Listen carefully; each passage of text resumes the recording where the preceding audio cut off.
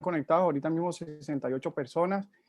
Reiterando la invitación a este nuevo evento, este nuevo espacio académico, con una gran iniciativa, pues, de que nuestro programa de medicina interna ya cumple 10 años de su primera promoción en este mes de junio, como aporte para fortalecer, para que siga vigente, para continuar ese buen posicionamiento que tiene nuestro posgrado ahorita mismo. Agradecerle al doctor de la Rosa por su apoyo, por aprobarlo.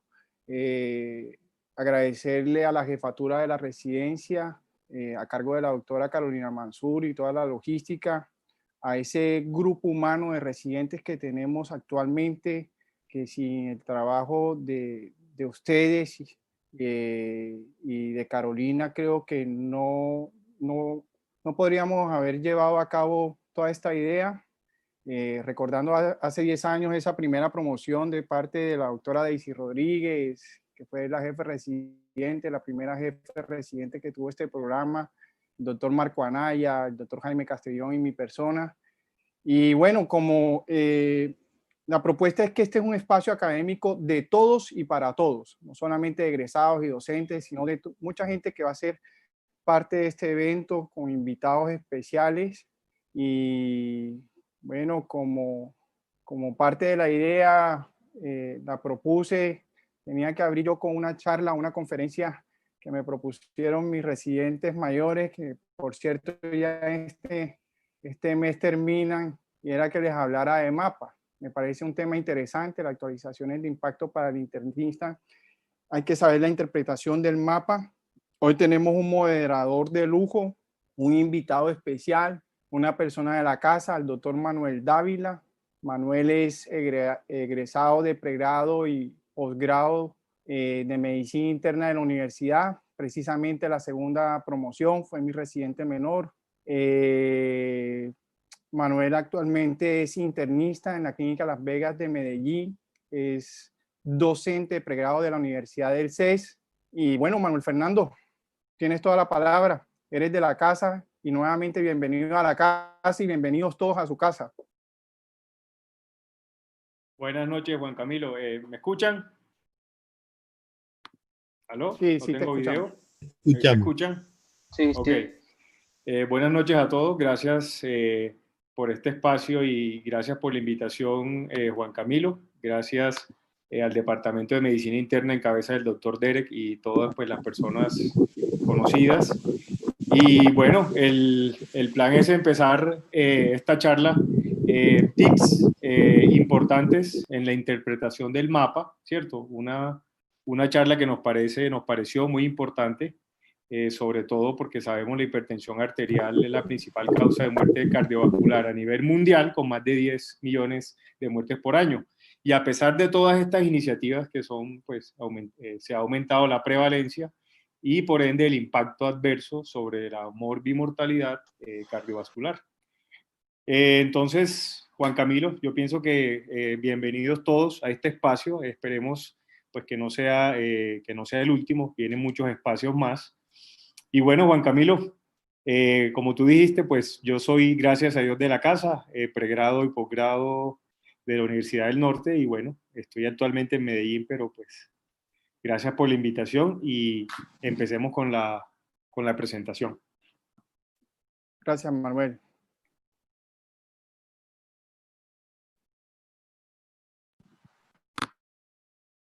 ¿Están viendo mi pantalla? Sí, perfecto. Muy bien. Bueno, y aquí, claro, puedes, si quieres, deshabilitar mi video para poderme concentrar en la pantalla. Listo, doctor.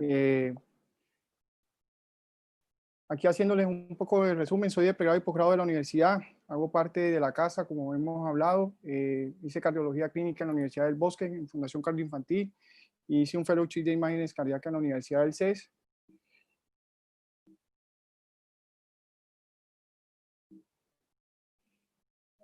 Ok, qué pena.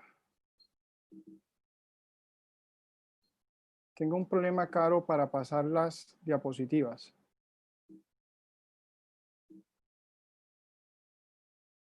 Ok, un momento, ya, ok, ya, listo. Como muy bien lo dijo el doctor Dávila, la hipertensión arterial es la patología cardiovascular de mayor prevalencia en todo el mundo. Si pueden ver esta publicación del 2010, vemos cómo hay una mayor prevalencia en los pacientes afrodescendientes, sobre todo en el continente africano. Fíjense en América Latina cómo las mujeres también tienen una alta prevalencia de hipertensión arterial, pero lo más importante fue lo que también dijo Manuel, que la hipertensión arterial es una patología cardiovascular global. En un registro de 2015, Colombia pues, ocupó el segundo diagnóstico que generó más consultas, con un 7.3% del total de la población, séptima causa de muerte en el país para el año 2011. Las tasas ajustadas aproximadamente eran de 11 por 100.000 habitantes, y fíjense que había más mortalidad en cuanto en las mujeres en nuestro país con respecto a los hombres. 31% de todas las muertes en el planeta y 17.5 millones de muertes anuales. Eso es una cifra importante en la que tenemos que empezar a generar más conciencia para disminuir ese impacto. 4 de cada 10 adultos sufren de hipertensión arterial. Casi la mitad de los adultos con hipertensión arterial desconocen su enfermedad. No estamos haciendo un diagnóstico adecuado, o no estamos buscando esos pacientes, o no estamos generando programas de promoción y prevención adecuados para buscar patologías cardiovasculares como la hipertensión arterial. Y no solamente esta, acuérdense que hay otros factores de riesgo cardiovascular como la diabetes y la dislipidemia, las cuales para mí hacen la parte de la triada de la muerte del siglo XXI en cuanto a patología, a muertes cardiovasculares. 1 de cada 3 adultos en tratamiento por hipertensión arterial no logra mantener la cifra. O sea, de estos pacientes hipertensos diagnosticados, el 33% no alcanzan a alcanzar metas, o no alcanzan metas menores de 140-90. Con todo lo que yo les estoy diciendo, fíjense que cada hora que pasa mueren 12 personas a causa de enfermedades o complicaciones cardiovasculares por la hipertensión arterial sistémica. Entonces, es un dato interesante que tenemos que seguir impactando en su reducción. Y bueno, aquí tenemos un cambio en la definición de hipertensión arterial a través del tiempo. Esta diapositiva me encantó mucho, me la compartió la doctora Carolina Mansur, nuestra jefe de residente. Y fíjense, desde el 7º comité, que nosotros, bueno, esta nueva generación, tanto de internistas y de médicos que están en formación, fíjense que en el 7º comité, cuántas guías hemos tenido, y sobre todo en los últimos 3 años, teniendo en cuenta que aquí de pronto en esta evolución natural de las guías de hipertensión arterial faltó la del 2013 de la europea, que después tuvo su actualización en el 2019, pero fíjese, está 7º comité, 8º comité, que obviamente no tuvo el impacto que queríamos. Después vino la guía europea de hipertensión arterial, el 2017 la del ACC, después la europea del 2019, y esta recién guía publicada en el mes de abril del 2020, o más bien de este año, de la Sociedad de Hipertensión Arterial Mundial. Entonces, fíjense que hemos tenido muchas, pero creo que esta última guía es muy concisa y respalda muchas de las definiciones tomadas por las europeas en el 2019, alejándose mucho de lo que son las guías del 2017. Aquí están en el tiempo, fíjense lo que son las europeas del 2019 y las del 2020, no variaron mucho en cuanto a los valores se mantuvieron. Entonces, fíjense que la del 2020 toma mucho más posición, o toma se cobija mucho en lo que fueron las publicadas por las guías europeas en el 2019. Y hagamos un poco de historia sobre el monitoreo ambulatorio de presión arterial. Mauricio Sokolov en 1964 realiza el primer registro ambulatorio de presión arterial. Usó un tipo de dispositivos semiautomáticos. Él y su grupo demuestran que los pacientes con elevación de la tensión arterial ambulatoria tenían mayor riesgo de daño a órgano blanco. Y eso ya, fíjense que ya estaba descrito desde hace varias décadas, que tanto la hipertensión arterial o las cifras de presión arterial elevadas, tanto sistólicas como diastólicas, lo que nos pueden llevar es a complicaciones agudas o a daños o complicaciones tardías crónicas. Y demostraron que los registros mejoraban el valor pronóstico de la tensión arterial.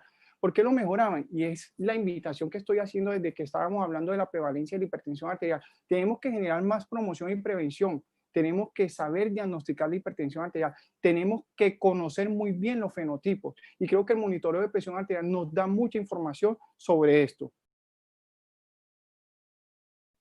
Fíjense, presión arterial elevada, tanto sistólica como diastólica, en el tiempo lo que estaba diciendo Sokolov y sus colaboradores, riesgo de daño a órgano blanco. Además de eso, nos aumenta el riesgo cardiovascular y los pacientes que son hipertensos no diagnosticados o hipertensos diagnosticados no controlados tienen peor pronóstico.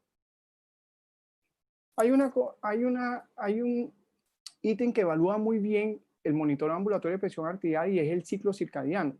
El ciclo circadiano de la presión arterial puede estar alterado por muchos factores. Uno es la ingesta alta de sal.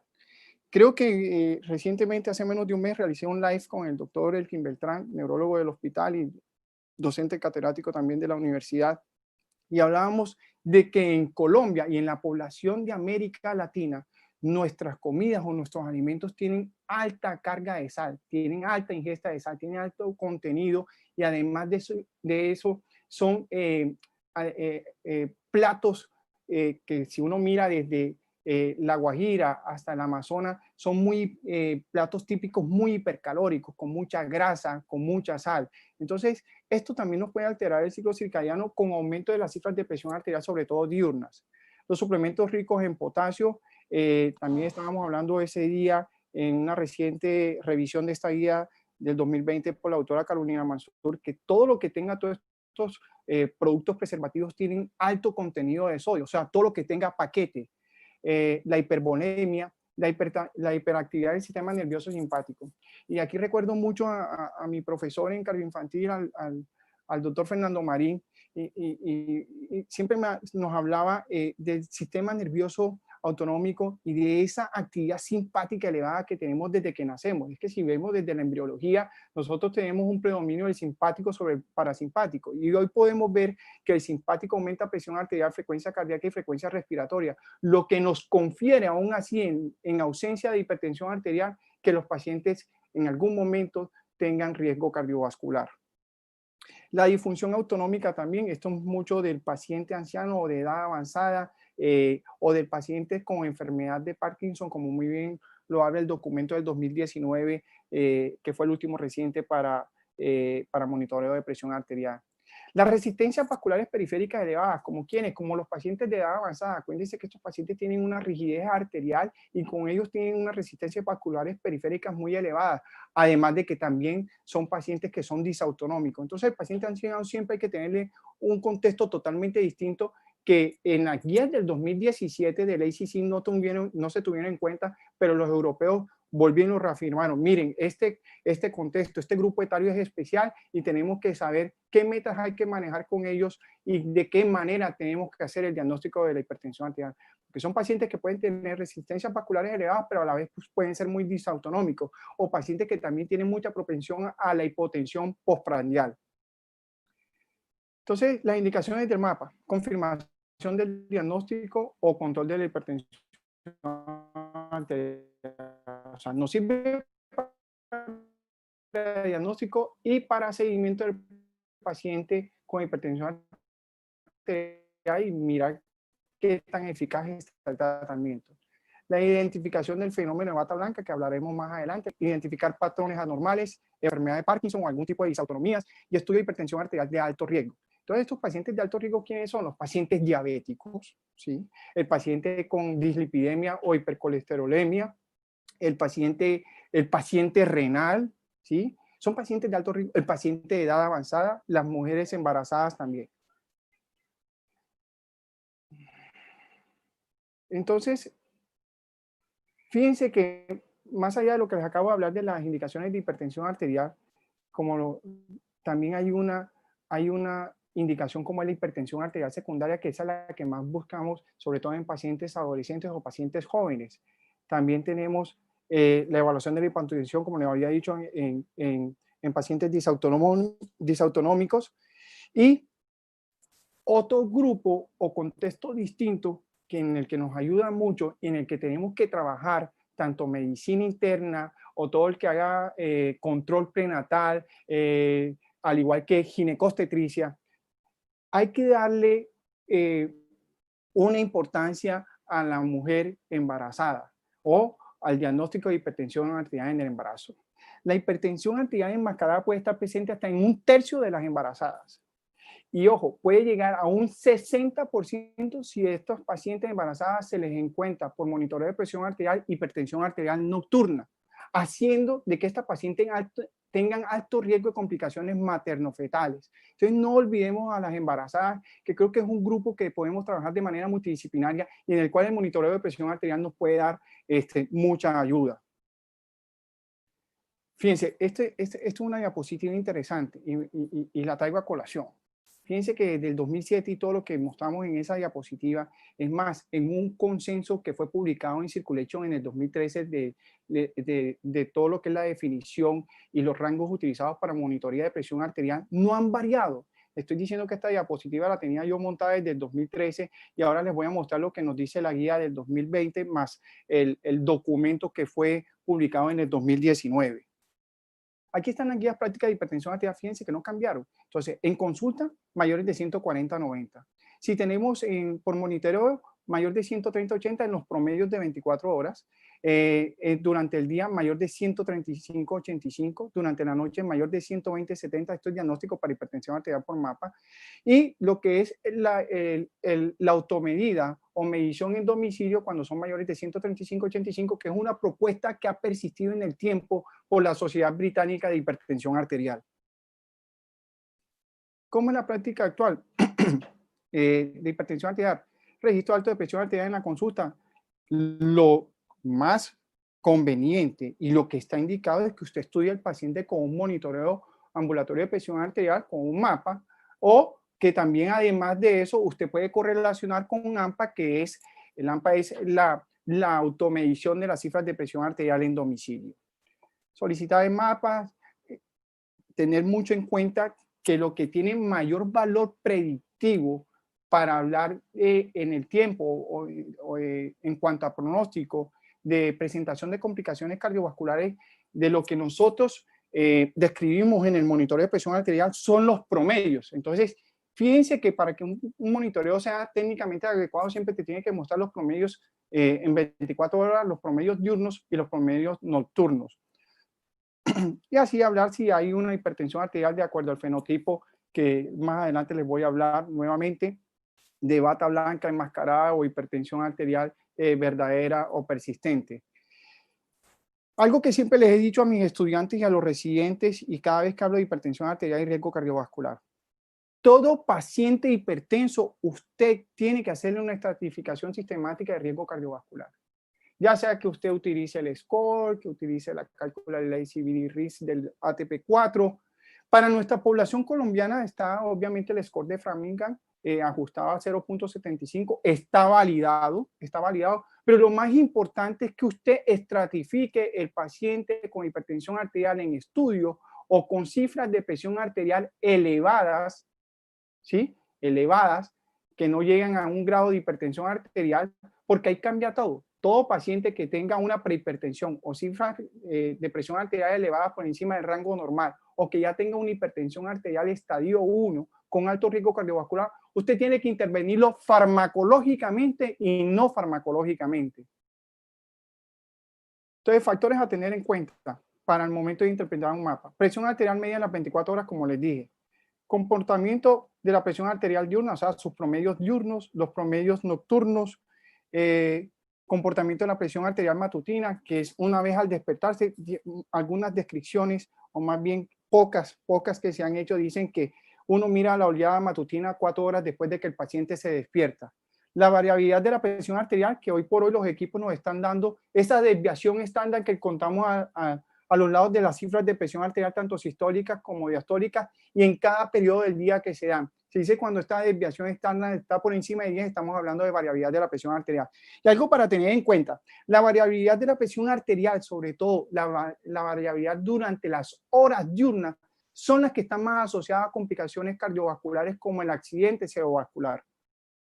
Las presiones de pulso, que muy bien la guía europea del 2019 lo dice, las presiones de pulso por encima de 55, que para aquellos que me están escuchando, cuando tenemos esas presiones por encima sí, de 55, que es la diferencia entre la presión arterial sistólica y la diastólica, eso nos compete también que el paciente tenga riesgo de complicaciones cardiovasculares. Y las cargas tensionales, que son aquellas que pues, están dando un porcentaje de las cifras de presión arterial o los promedios por encima del umbral, por el umbral normal, ¿sí?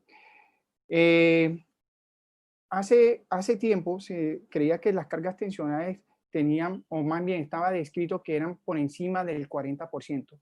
Hoy por hoy los últimos estamentos y documentos dicen que están elevadas independientemente de que sean los promedios de 24 horas o las cargas tensionales diurnas o nocturnas cuando están por encima del 25%.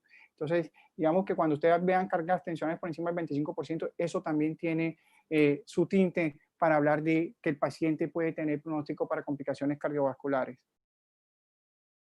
Entonces, la evaluación del mapa, bueno, lo que les estaba diciendo, hablar siempre del día y la noche, que el paciente tenga también un diario, los monitoreos de presión arterial siempre van añadidos con un diario donde dice el paciente a qué hora desayuna, almuerza, cena, a qué hora se acuesta, a qué hora se despierta, ¿sí? Eso es muy importante. Y qué síntomas tiene durante el estudio, si un paciente asintomático o presentó algún síntoma, ellos siempre lo describen, adicionalmente a qué hora tomó el fármaco, ¿sí? Eso es importante que ustedes siempre revisen, aparte de todos los parámetros que se describen en el monitoreo de presión arterial, revisen el diario y lo correlacionen con lo que está diciendo el paciente. Durante el día uno dice que los periodos comprendidos están entre las 9 y las 21 horas. Y la noche está dentro de las 12 horas o 24 horas hasta las 6 de la mañana. ¿Cuándo hablamos de que un monitoreo de presión arterial está técnicamente adecuado? Cuando se obtienen más del 70% de mediciones correctamente realizadas, pero a veces uno mira y se encuentra que hay pacientes que no llegan al 70%, pero si usted ve que tiene 20 registros correctamente durante el día y 7 registros correctos durante la noche, eso es suficiente, independientemente que le haya dado un 50 o un 60% de las tomas, es suficiente para que usted pueda interpretar ese monitoreo de presión arterial. Entonces, no olviden 20 lecturas correctas durante el día, 7 lecturas correctas durante la noche, o que se obtenga más del 70% de las mediciones correctas. Fíjense en las ventajas del mapa. Y el mapa, si uno mira esta diapositiva, tiene mucha más ventaja sobre las presiones tomadas, sobre el monitoreo, sobre la automedición de presión arterial en domicilio o sobre las cifras de presión arterial aisladas en consultorio. Teniendo el mapa un mayor valor, y vuelvo y digo, tiene un valor predictivo para establecer riesgo de complicaciones cardiovasculares delante de la toma en domicilio y la toma en consultorio. ¿Qué limitaciones podemos tener? La limitación de la disponibilidad, pero yo creo que poco a poco, sobre todo en un sistema de salud como el de Colombia, que es el que nosotros nos enfrentamos diariamente, yo creo que hay más asequibilidad ya del monitoreo de presión arterial, indistintamente del convenio de salud que tenga el paciente. Es un estudio que presenta mucho disconfort en la noche y hay algunos pacientes que se lo retiran durante la noche y no podemos hacer una lectura adecuada, por lo cual ustedes siempre en su grupo de cardiología o de medicina interna en el cual hagan este tipo de estudios no invasivos, siempre hablar con la enfermera y con la auxiliar de que le explique bien al paciente para que el paciente sepa la importancia de las tomas durante la noche. Yo creo que un alto costo para el sistema de salud como tal no, pero creo que sí la asequibilidad a un equipo de estos sí es de alto costo, pero el estudio como está ahorita mismo en el sistema de salud, creo que no, es un estudio que está dentro de todo el plan del sistema de salud de cualquier colombiano, pues estoy hablando del sistema de salud de Colombia para acceder a un monitoreo de presión arterial. Posibilidad de inexactitud durante la actividad, no es lo mismo colocar un monitoreo de presión arterial a un paciente un sábado que tiene su día de descanso para retiro domingo, a un paciente que se lo colocas de lunes a viernes cuando tiene mayor actividad simpática o estrés laboral o trajín del día a día, como dice uno. Entonces, lo recomendable es que tú le pongas en un día muy cotidiano el monitoreo de presión arterial a tu paciente. Y eso sí, tienen estos equipos que no tienen una inhabilidad para detectar artefactos. Lo que sí es darle todas las recomendaciones al paciente, que se quede quieto en el momento de la lectura, que en qué momento puede retirárselo, cómo ponérselo, decirle dónde, a qué nivel de la arteria braquial se lo puede colocar para disminuir errores en la lectura. Este era el documento que les hablaba del 2013, cuando hablábamos de que no ha cambiado mucho con respecto al documento del 2019. Y fíjense que ahí están promedios en 24 horas de mayores de 130-80 para el diagnóstico de hipertensión arterial, durante el día de 135-85 y de 120-70 durante las horas de sueño. Para aquellos egresados que están lejos y que no han vuelto al hospital, esta es nuestra central de urgencia. Creo que recuerden esos tiempos gloriosos, ahí había un parqueadero.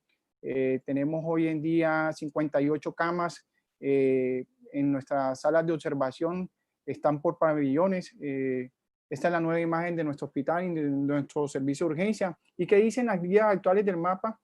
Esto fue, el documento fue en el 2019, del que tanto les he hablado durante la charla. Y fíjense que ahí muestran un gráfico muy bonito. Es un documento asequible para que lo revisen. Y fíjense que nos hablan del periodo diurno, el periodo nocturno, de cuándo es un fenómeno DIPER, no DIPER. El fenómeno DIPER es el descenso fisiológico de las cifras de presión arterial de la noche con respecto al día, que deben ser de un 10 a un 20%. 10 a un 20%, un fenómeno no DIPER es cuando hay o DIPER reducido, cuando es del 0 al 10%, un DIPER exagerado o DIPER extremo cuando es mayor del 20%, y cuando las cifras de presión arterial son más elevadas durante la noche que durante el día, es lo que llamamos fenómeno Reiser o DIPER invertido. Fíjense que miran las presiones arteriales sistólicas, miran las presiones arteriales diastólicas, algunos acá en esta parte de abajo, que lo voy a mostrar en algunos casos más adelante, muestran la frecuencia cardíaca, muestran la oleada matutina. Esta es, si miran mi pointer, el paciente cuando se levanta y las 4 horas posteriores al despertar, es lo que llamamos oleada matutina, si tiene el paciente cifras de presión arterial elevadas al despertar y si se mantiene durante las horas de la mañana. Nuevamente aquí, ciclo circadiano de la presión arterial, aquí está la toma, aquí podemos ver que el paciente hizo un pico cuando le colocaron el dispositivo, puede ser un tipo de hipertensión arterial de bata blanca. Fíjense que fue normal durante el día. El espectro azul es las tomas de presión arterial durante la noche, aquí ya al despertar, y la oleada matutina, como estábamos hablando. Pero si uno mira, los promedios de presión arterial fueron normales, y fíjense que también nos pueden mostrar la frecuencia cardíaca como en la tercera línea de acá abajo. Fíjense, presión arterial sistólica, diastólica, la presión arterial clínica. O sea, fíjense que aquí el paciente elevó las cifras de presión arterial. Puede ser un espectro de hipertensión arterial de bata blanca durante el día, el patrón DIPER durante la noche, y ahí lo que estábamos hablando de la oleada matutina. Y fíjense los fenotipos. Esto es una imagen muy interesante sobre el documento del 2019. Entonces, fíjense, pacientes sujetos no tratados o no diagnosticados. Hipertensión arterial de bata blanca. Entonces, son aquellos pacientes que tienen las cifras de presión arterial elevadas en consulta, pero están normotensos durante el monitoreo de presión arterial de 24 horas. Hipertensión arterial sostenida o persistente o verdadera. Pacientes con cifras de presión arterial elevadas durante la consulta y elevadas en el monitoreo de presión arterial durante las 24 horas. Hipertensión arterial enmascarada. Paciente normotenso en la consulta, pero con cifras de presión arterial elevadas durante el monitoreo. En pacientes tratados o pacientes diagnosticados con hipertensión arterial en manejo farmacológico o intervención normofarmacológica. Hipertensión arterial no controlada de bata blanca. ¿Qué quiere decir? Que el paciente sigue haciéndote picos durante la consulta, pero durante el monitoreo tiene cifras de presión arterial controladas, ¿sí? Hipertensión arterial no controlada sostenida o hipertensión arterial verdadera. Es aquel paciente que, a pesar del tratamiento, tiene cifras de presión arterial elevadas durante la consulta y elevadas durante el monitoreo. Hipertensión arterial no controlada enmascarada. Quiere decir que ese paciente que tiene diagnosticado en tratamiento farmacológico, pero que llega a tu consulta y le encuentras bien las presiones. Y cuando le colocas el monitoreo, todavía no alcanza metas de control. Entonces, este sería hipertensión arterial no controlada enmascarada. Entonces, ahí están las definiciones. Pacientes de bata blanca que hacen picos mayores de 140-90 durante la consulta, pero durante el monitoreo son normales, o en el AMPA también, o sus tomas de cifras de presión arterial en domicilio son normales. La hipertensión arterial enmascarada. ¿Alguien tiene algún audífono? Ok. Hipertensión arterial enmascarada. Individuos no tratados con presión arterial menores de 140-90, o sea, son normales en consulta, pero que fíjense que pueden tener algún espectro de elevación de las cifras de presión arterial en algún periodo del día por encima de los valores, o que tienen cifras de presión arterial también elevadas en domicilio. Esta es la hipertensión arterial enmascarada.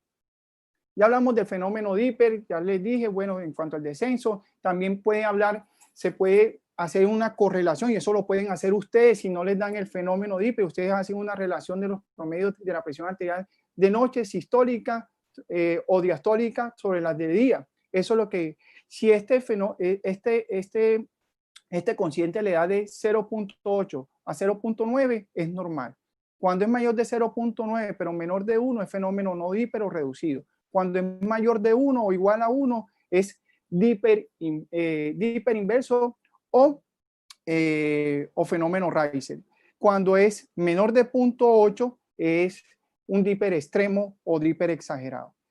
La hipertensión arterial nocturna incrementa, es un fenotipo de cifras de presión arterial elevadas durante la noche y se asocia a mayor riesgo cardiovascular. Y en estos pacientes es obligatorio, porque hasta se dice que hay descripciones en la literatura de 35 al 50% de estos pacientes pueden tener una apnea del sueño como causa de la hipertensión arterial nocturna. Durante la mañana, lo que les dije, al despertarse o 4 horas después del despertarse, que es lo que hablamos del incremento matutino o oleada matutina, todavía no sabemos sobre la definición y el impacto en el pronóstico de estos pacientes, y todavía es objeto de debate. Yo, por lo general, en mi experiencia, los trato de intervenir farmacológicamente, pero también hay muchas condiciones para individualizar en estos pacientes que hacen hipertensión arterial matutina. Creo que la presión arterial disminuye durante el sueño. Acuérdense lo que les estaba diciendo, que el parasimpático es el que está, pues gracias a Dios, y existe, y es la contraposición a ese simpático durante nuestras horas de sueño. El hecho ya de usted no tener un descenso fisiológico o adecuado de las cifras de presión arterial, eso le puede aumentar a usted el riesgo cardiovascular o tener unas cifras de presión arterial más elevadas que durante el día. Entonces, fíjense que hay factores intrínsecos biológicos, catecolaminas, esos pacientes que tienen un sistema simpático muy elevado, la ingesta de corticoides, o factores extrínsecos también como la calidad del sueño, esos pacientes que no tienen un sueño conciliador, el insomnio, la ingesta de alcohol. Nuevamente ahí los porcentajes que les había hablado sobre el descenso de las presiones arteriales, la variabilidad de la presión arterial, de lo que yo les dije, que la variabilidad de la presión arterial, sobre todo durante el día, estaba más asociada a aumento de la mortalidad cardiovascular y aumento en el riesgo cardiovascular. Acuérdense que ustedes pueden ver esas desviaciones estándar, que ahora más tarde se las voy a mostrar, al lado de las cifras de presión arterial de cada paciente.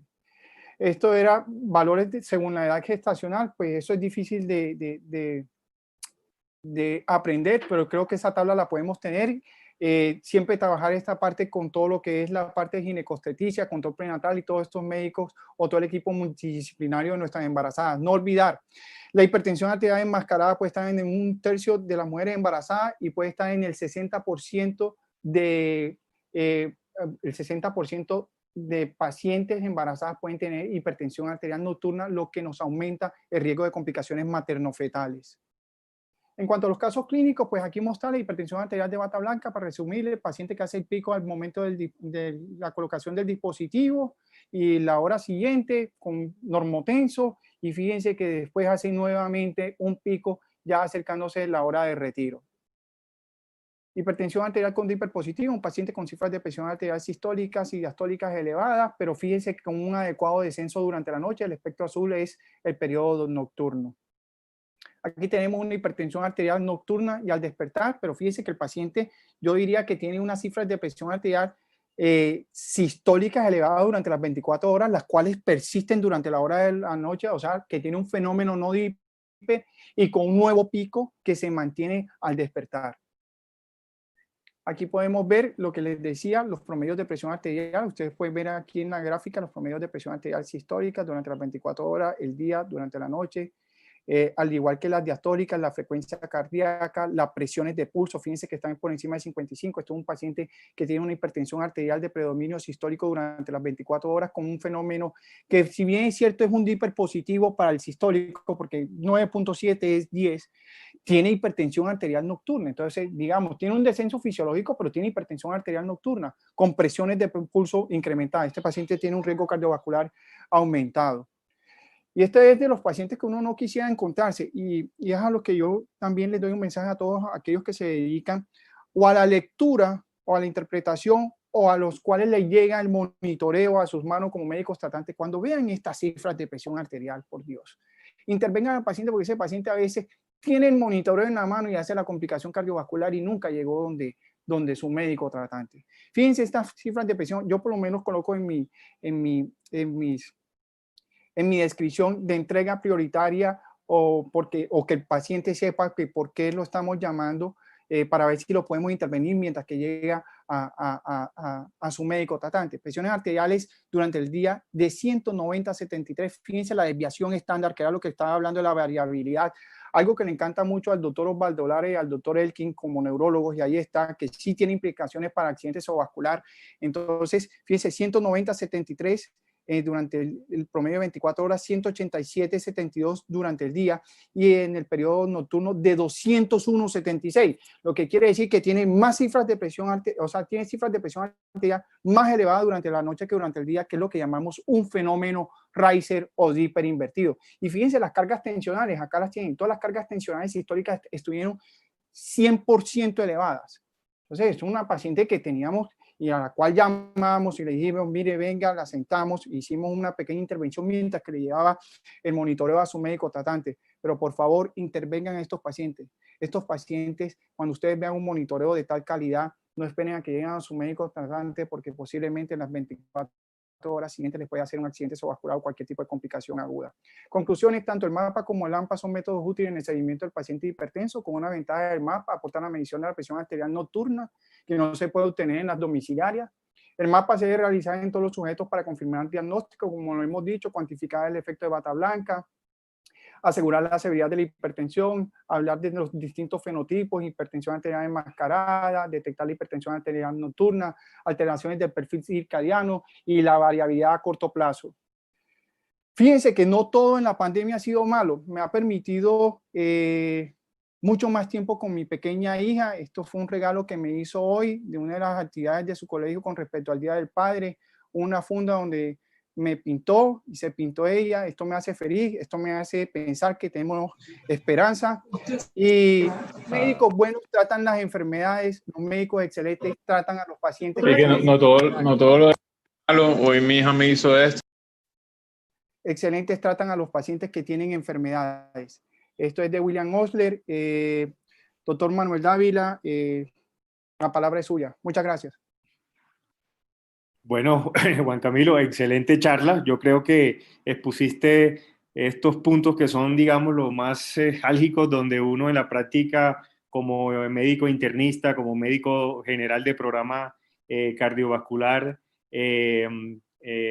cualquier médico que esté en programas pues de riesgo, alto riesgo de estos pacientes, cuando llega un monitoreo ambulatorio, pues lastimosamente hay muchos monitoreos donde la información que nos dan es muy poca, ¿no? Hay sitios donde incluso dan hasta 8 o 9 variables hemodinámicas que lo que van a permitir, como tú bien dijiste, es perfilar a ese paciente y dar un tratamiento individualizado, ¿no? Yo creo que las personas, muchas gracias obviamente a las personas que nos están acompañando a través del chat, nos pueden hacer llegar sus preguntas y yo creo que si tenemos tiempo para unas preguntas, doctor Juan Camilo. Sí, aquí estoy esperando. Juan Camilo. Ah, bueno, sí, también le recordamos Carolina, que por favor, préndenos la cámara, Caro. Recordemos que el monitoreo ambulatorio de presión arterial está cobijado por nuestro plan de beneficio de salud de aquí en Colombia. Entonces, creo que las barreras cada vez son menos para que un paciente pues no le neguemos un monitoreo ambulatorio de la presión. Juan Camilo, aquí tenemos ya unas preguntas. A ver. Aquí hay unas preguntas. Ahí hubo personas que lastimosamente no pudieron ingresar directo a la charla. Juan Camilo, en caso de encontrar un patrón anormal tipo Dipper invertido, ¿qué implicaciones tendría esto para el tratamiento antihipertensivo del paciente? Perdón, Manuel, discúlpame nuevamente. ¿Cuál fue la pregunta que qué? Sí, ¿me escuchas? Sí, te escucho. Discúlpame. En caso de encontrar un patrón anormal tipo Dipper invertido, ¿qué implicaciones tendría este hallazgo en el tratamiento antihipertensivo del paciente? Pues yo me Bueno, imagino, la pregunta no hace relación, pero recordemos que tú puedes mandar un monitoreo en un paciente que ya es hipertenso y está en tratamiento y tú quieres mandar el monitoreo para definir si la hipertensión está controlada, si tiene ciertos síntomas que no encajan en lo que tú estás buscando, o un paciente de nuevo. Igual aquí el hallazgo es un Dipper invertido. Correcto, muy bien, y lo trataste y creo que lo perfilaste muy bien la pregunta, Manuel. Acuérdense de los pacientes que son no tratados o no diagnosticados y los pacientes tratados. Entonces, ¿qué tenemos? Si es un paciente no tratado o un paciente en el que le hicimos un monitoreo de presión arterial y encontramos un hiperinvertido, fenómeno Reiser o hipertensión arterial nocturna, acuérdense que les estuve, por favor, busquemos apnea del sueño, también alteraciones cardiometabólicas como la obesidad que también están asociadas a este hiperinvertido o fenómeno Reiser, o si es un paciente también que ya es hipertenso tratado, buscar las causas de por qué ese paciente no está llegando a meta, y una de las causas, vuelvo y digo, es la búsqueda de un 35 o un 50% de esa prevalencia de la apnea del sueño o de otros alteraciones cardiometabólicas como la obesidad. El paciente hipertenso tiene que ser manejado de manera integral. No es solamente de que vamos a colocar más medicamento en la noche porque está haciendo hipertensión arterial nocturna. Eso no puede ser el mensaje, ¿sí? A lo que voy, que también hay una reciente descripción, creo que hace un año, de dar el tratamiento farmacológico en horas de la noche. Y esto me recuerda mucho a una cosa que estábamos discutiendo en estos días con Carolina, y era de que el paciente, usted le dice que se tome la pastilla a la hora indicada en donde él sienta mayor adherencia, ¿sí? Entonces, que él sepa que a esa hora se va a tomar su tratamiento. Por eso es que más allá estamos también, y eso lo sugieren las guías, que el paciente que amerita 2 o 3 fármacos, tratar de utilizar uno de estos medicamentos o píldoras que tienen 2 o 3 componentes para aumentar también la adherencia al tratamiento. Siempre buscar en hipertensión arterial nocturna o fenómeno Reiser, buscar muchas cosas. Paciente con apnea de sueño, paciente, como lo dije también, cómo es su patrón de sueño, si tiene insomnio, si no, si tiene ingesta de alcohol o qué nos puede estar dando esa hipertensión arterial nocturna. Excelente. Yo creo que aquí hay parte, en esta pregunta ya hay, digamos, tenemos varias preguntas. Dice, paciente con patrón Reiser o Dipper invertido, ¿el tratamiento farmacológico se prefiere de inicio nocturno? Vuelve lo que acabamos de decir. Si bien es cierto que hay una reciente, creo que es menos de un año, sobre la administración de la medicación en la noche, yo creo que es encasillar al paciente. No te quedes en el fenotipo. El fenotipo lo que te está diciendo es que el paciente tiene cifras de presión arterial elevadas en la noche, pero búscale la causa. Búscale la causa.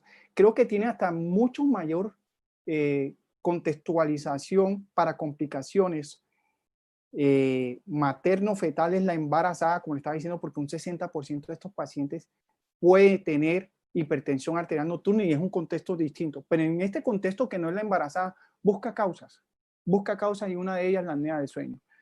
Además, que tú con un estudio polisomnográfico, más allá de buscar la apnea como síndrome, también te pueden evaluar tu patrón de sueño. Digamos que el estudio polisomnográfico es un estudio muy completo de lo que tú quieres describir en cuanto al patrón circadiano y sobre todo en la noche o al periodo nocturno. Perfecto. En el abordaje de la hipertensión resistente, ¿cuál es el papel del MAPA? Y en este escenario, ¿habría cabida para el AMPA? ¿Y qué tan seguido debe realizarse para descartar? ¿Aló, me escuchas? Sí, yo te escucho. Sí. ¿Me repites? Abordaje de hipertensión. abordaje de hipertensión arterial resistente, el papel del MAPA, y si en este escenario de hipertensión arterial resistente cabría también el AMPA. Yo creo que sí, serían estudios simultáneos, pero ojo que el mapa siempre va a tener, y lo dijimos, parametrización para hablar de cifras de presión arterial elevadas en la noche o evaluar la noche. Y otra cosita, Manuel, el hecho de que yo sea hincha del Barcelona y usted del Madrid no le da pie para que usted me esté tirando preguntas, pues, como dice uno, con los taches arriba.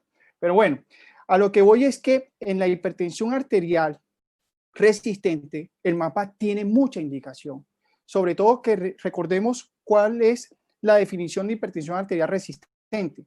Aquel paciente diagnosticado que no llega a metas de control y que ya tiene 3 fármacos, incluyendo un diurético, ¿sí? Entonces, en la hipertensión arterial resistente juega un papel muy importante el mapa para seguimiento y para saber si es que usted también puede reevaluar o retroalimentar al paciente si tiene buena adherencia al tratamiento. 2, si usted está manejando de manera multidisciplinaria nuevamente, como le dije, las comorbilidades del paciente.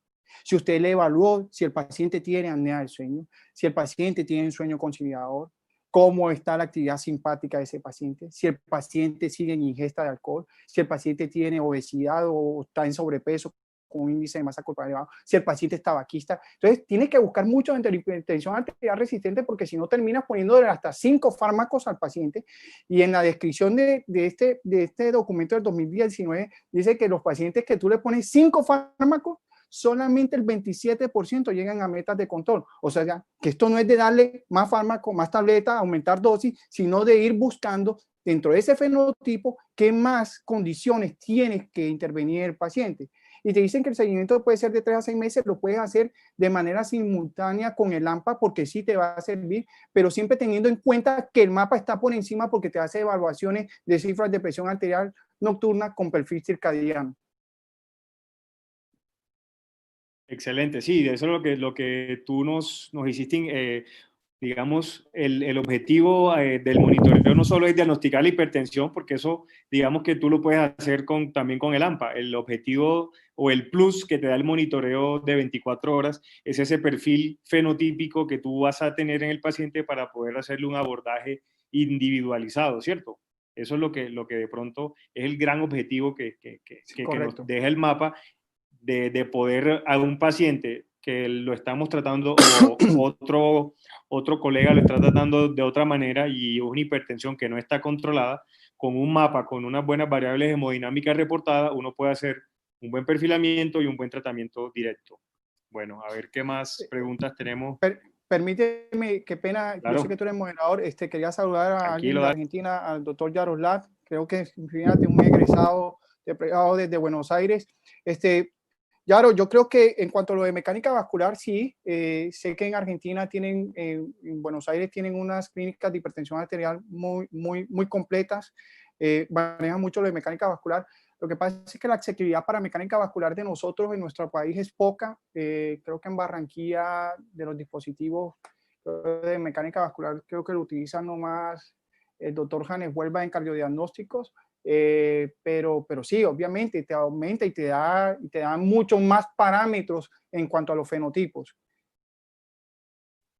Ahí estaría la cardiografía por impedancia, que sí son muy correcto, poquitos. así es. La verdad, aquí en Medellín está SICOR con el doctor Dagnovar, que son unos monitoreos excelentes. El reporte acá en Medellín de SICOR, pues que es, valga la propaganda, da unos reportes muy buenos con unos parámetros hemodinámicos, incluso te da fenotipo, te da muchas variables.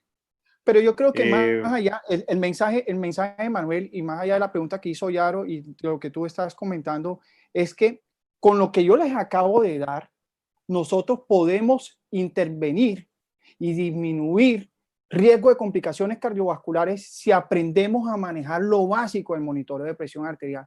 Y creo que con un consenso como el del 2019 y las guías estas del 2020 y la europea del 2019, nosotros tenemos que ir detrás de la promoción y prevención de la patología cardiovascular, que no solamente la hipertensión arterial, y que la hipertensión arterial es un integrado que tenemos que evaluar y siempre hacer riesgo de estratificación en estos pacientes.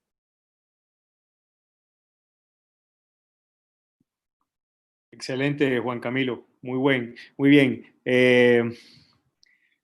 Bueno, aquí nos hablan algo de la variabilidad diaria de la presión arterial cuando se documenta en un mapa, si existe un beneficio de cambiar un antihipertensivo de duración más larga, por ejemplo, calcioantagonista. Una pregunta que nos hace Mateo. Pues Mateo, la variabilidad de la presión arterial no es solamente el parámetro que vas a evaluar.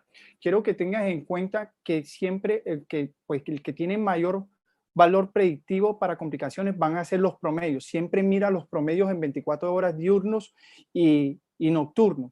Cuando tú ves cargas tensionales elevadas sumado a promedios de presión arterial elevados, ahí empiezas a ver también las desviaciones estándar, que es lo de la variabilidad, y sobre todo si esa variabilidad es mucho más importante en el día, es la que tienes que intervenir. Decirte de que hay algún tratamiento farmacológico electivo o descrito para disminuir la variabilidad, creo que no lo he leído, solamente te hablo de los fenotipos y que en las guías hablan muy bien de todo lo que es el hipertenso con su grupo de comorbilidades, tanto la del 2019, que es la europea, como la del 2020, que te hablan del paciente hipertenso solo o aislado, el paciente hipertenso que es de edad avanzada, el paciente hipertenso que es diabético, el paciente hipertenso que tiene enfermedad renal, el paciente hipertenso que tiene cardiopatía isquémica, el paciente hipertenso con fibrilación auricular. Entonces ya no solamente son los fenotipos, sino las comorbilidades para que tú puedas tomar la decisión de qué tratamiento farmacológico es el idóneo para estos pacientes. Muy bien, aquí nos hacen una pregunta de los patrones anormales identificados en un monitoreo ambulatorio de presión arterial, si existe alguno peor que otro con resultados cardiovasculares adversos. Bueno, fíjense lo que estábamos hablando, la hipertensión arterial nocturna y el hiperinvertido, o sea, ya tener parámetros anormales en cualquier contexto de la lectura o de los parámetros que yo le he dicho, pero el tener hipertensión arterial nocturna y tener hiperinvertido, fenómeno Reiser, es que a mí no se me olvida ese monitoreo que yo les mostré a lo último. O sea, yo me senté, yo dije, no, llamen a esa señora y devuélvanla. O sea, ojo que esos son los pacientes que tienen más riesgo todavía que los otros. Eso no quiere decir que si tú tienes una hipertensión arterial no controlada enmascarada, no es que no tenga riesgo. Tiene riesgo, pero este que te está haciendo hipertensión arterial nocturna, que te está haciendo un fenómeno Reiser, que te está haciendo cifras de presión arterial elevadas al despertar como llama matutina, ojo que son los pacientes que te pueden hacer más complicaciones cardiovasculares. Y de esas, tristemente, pues les toca a medicina interna, urgencia y a los neurólogos el ACV, el accidente cerebrovascular. Muy bien, otra cosa es que ya el monitoreo ambulatorio tiene estudios de costo-efectividad, ¿no? Porque puede que alguien pregunte que sí, si vale la pena correcto. Un estudio de pronto costoso o algo, pero hay estudios de costo-efectividad donde pues Manuel, nos hablan que sí. Diciendo, y lo que estábamos diciendo, que tú muy bien lo reafirmaste, es que ya hay asequibilidad en nuestro sistema de salud, indistintamente el convenio que tengan los pacientes, y lo digo por nuestro hospital. En nuestro hospital la mayor población es del régimen subsidiado y nosotros hacemos monitoría de presión arterial. Claro, que ya, como dije, las barreras se han disminuido. Hay un estudio muy importante, o digamos que nos afirma la importancia de este mapa de son como 104 pacientes que los sometieron a hipertensión, con diagnóstico de hipertensión de difícil control, donde le hacen un tratamiento por un especialista, pues no dicen qué tipo de especialista en hipertensión, versus un tratamiento guiado por monitoreo ambulatorio obviamente con parámetros hemodinámicos, y muestran que los pacientes que hicieron el tratamiento con parámetros basados en parámetros hemodinámicos tuvieron una posibilidad casi 3 veces más que los demás de lograr un buen control de su presión arterial. Correcto, y eso fue lo que por ahí. Y fíjate que va acorde con esa reseña histórica que dije del año 64 con Sokolov y sus colaboradores. Dijeron, miren, a los pacientes que podemos diagnosticar para hipertensión y en el seguimiento también, esos son los pacientes que les vamos a disminuir el riesgo de complicaciones cardiovasculares desde la década de los 60, lo que confirma el estudio que tú acabas de decir. A veces, y es un consejo y solamente, y una crítica constructiva, creo que nos podemos estar quedando cortos en nuestra consulta. Entonces no olvidemos eso como internistas, como médicos en formación. Siempre le hago la venia, más allá de mi subespecialidad, le hago la venia a medicina interna. Y yo creo que desde ahí parte la promoción y prevención de cualquier tipo de patología que no solamente es cardiovascular. Muy bien, yo creo que abordaste, Juan Camilo, pues este tema, desbordaste nuestras expectativas. Muchas gracias por tu tiempo y yo creo que me está confirmando aquí la doctora Carolina, al parecer esta charla va a quedar pues grabada, si alguien después la quiere consultar, si alguien después quiere retomar el tema y no sé, Juan Camilo, si hay algo más que nos quieras decir. No, nada, Manuel, agradecerte, siempre es bueno retomar esos buenos tiempos de residencia, de amistad, de colegaje, decirte que esta es tu casa, la casa de todos los egresados, no solamente de medicina interna, esto es un espacio de todos los egresados, es un espacio para todos, no solamente de la universidad, es un espacio académico que podemos seguir aumentando. Empezamos hoy con patología cardiovascular.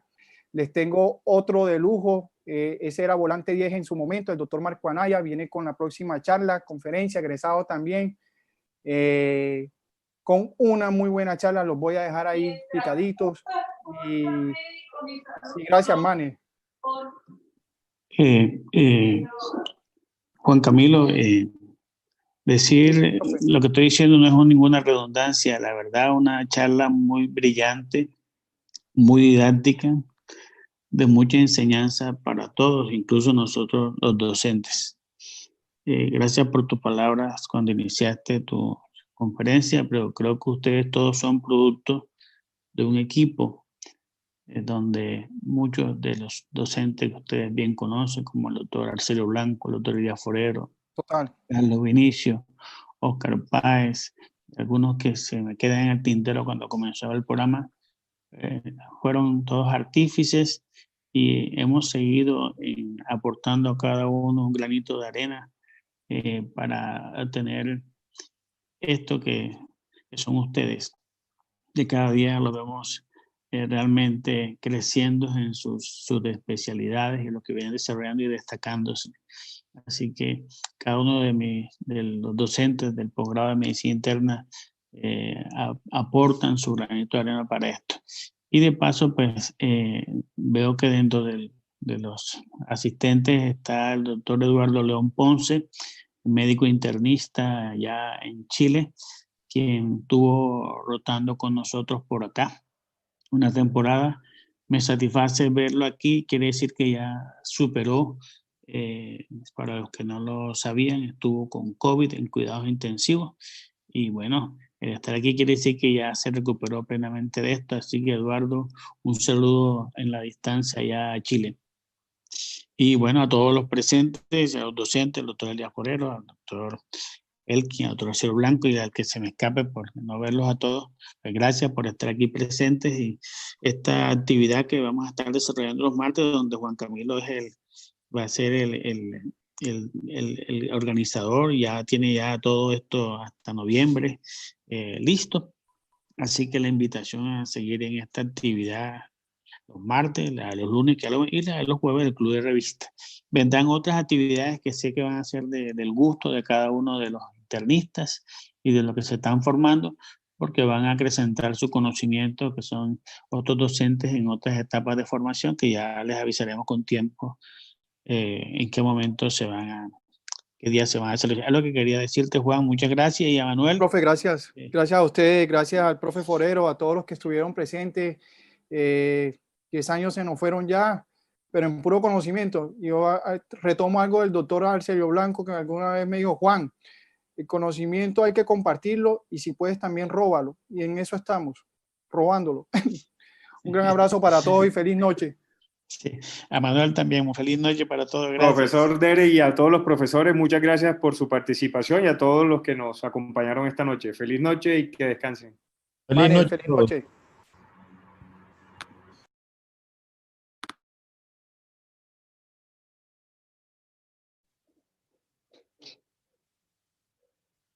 Quedaron debiendo la cuajada, no se hagan los locos.